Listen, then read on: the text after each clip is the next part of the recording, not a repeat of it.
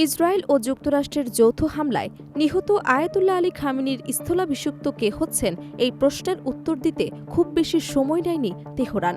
যুদ্ধের দ্বিতীয় সপ্তাহে পা দেওয়ার আগেই দীর্ঘদিনের জল্পনার অবসান ঘটিয়ে খামেনির ছেলে ৫৬ বছর বয়সী মোস্তফা খামেনিকে ইরানের পরবর্তী সর্বোচ্চ নেতা ঘোষণা করা হয়েছে। কিন্তু এই নিয়োগ কি কেবলই শূন্যপূরণ, নাকি এর আড়ালে লুকিয়ে আছে ওয়াশিংটন ও তেল আবিবের জন্য এক প্রলয়ঙ্করী বার্তা? বিশ্লেষকরা বলছেন, মোস্তফা খামেনিকে ক্ষমতায় বসিয়ে ইরান বুঝিয়ে দিয়েছে তারা নতি শিকারের জন্য নয়, বরং মরণ কামড় দেওয়ার পথেই হাঁটছে। আয়াতুল্লাহ আলী খামেনির মৃত্যুর পর অনেকে ধারণা করেছিলেন ইরানের নেতৃত্ব হয়তো নমনীয় হবে, কিন্তু মোস্তফা খামেনিকে সর্বোচ্চ নেতা হিসেবে সামনে আনা যুক্তরাষ্ট্রের জন্য একটি বড় কৌশলগত ব্যর্থতা হিসেবে দেখা হচ্ছে। মধ্যপ্রাচ্য বিষয়ক গবেষণা প্রতিষ্ঠান মিডল ইস্ট ইনস্টিটিউটের জ্যেষ্ঠ ফেলো এলেক্সা ভাতানস্কা মনে করেন, দীর্ঘ সামরিক অভিযানের পর একই মতাদর্শের এবং আরও কট্টর একজন নেতার ক্ষমতায় আসা পশ্চিমাদের জন্য বড় চ্যালেঞ্জ, কারণ মোস্তফা খামেনি তার বাবার চেয়েও কঠোর অবস্থানের নেতা হিসেবে সুপরিচিত। মোস্তফা খামেনি দীর্ঘ সময় ধরে ইরানি বিপ্লবী গার্ড কর্পস বা আইআরজিসির সঙ্গে পর্দার আড়াল থেকে কাজ করেছেন। দেশটির নিরাপত্তা ও রাজনৈতিক ব্যবস্থায় তার রয়েছে শক্ত প্রভাব। তার শাসনামলে আইআরজিসির ক্ষমতা আরও বাড়বে বলে ধারণা করা হচ্ছে।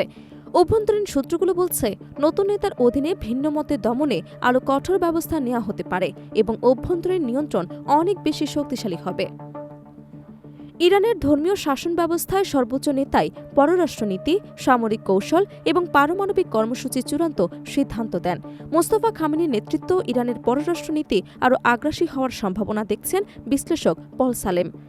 খামেনির নিয়োগ মূলত তেহরানের একটি কৌশলগত ঘোষণা।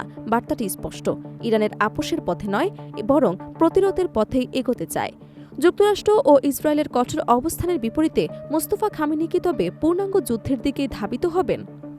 যদিও মোস্তফা খামেনি কট্টরপন্থার প্রতীক, তবে তার সামনের পথ খুব একটা মসৃণ নয়। ইরানের অভ্যন্তরে ইতিমধ্যেই তীব্র অর্থনৈতিক সংকট, উচ্চ মূল্যস্ফীতি এবং রাজনৈতিক অস্থিরতা দানা বেঁধেছে। বর্তমান যুদ্ধ পরিস্থিতি এই চাপকে আরও বাড়িয়ে দিতে পারে। অভ্যন্তরীণ এই অস্থিরতার সামাল দিয়ে কিভাবে তিনি পশ্চিমাদের মোকাবিলা করবেন সেটি এখন দেখার বিষয়। তবে তেহরান আপাতত তাদের কট্টরপন্থী নেতৃত্বের ক্ষমতাকে দৃঢ় করার মাধ্যমে যুক্তরাষ্ট্রকে চ্যালেঞ্জ জানাচ্ছে। যুক্তরাষ্ট্র ও ইসরায়েলও ইতিমধ্যেই ইঙ্গিত দিয়েছে যে তারা ইরানের নতুন নেতৃত্বের বিরুদ্ধে কঠোর অবস্থান বজায় রাখবে। ফলে মধ্যপ্রাচ্যের এই সংঘাত প্রশমিত হবার পরিবর্তে আগামী দিনগুলোতে আরও বিস্তৃত ও রক্তক্ষয়ী হবার আশঙ্কা প্রবল হয়ে উঠেছে। মোস্তফা খামেনির প্রতিটি পদক্ষেপ এখন পাল্টে দিতে পারে বৈশ্বিক ভূ রাজনৈতিক মানচিত্র।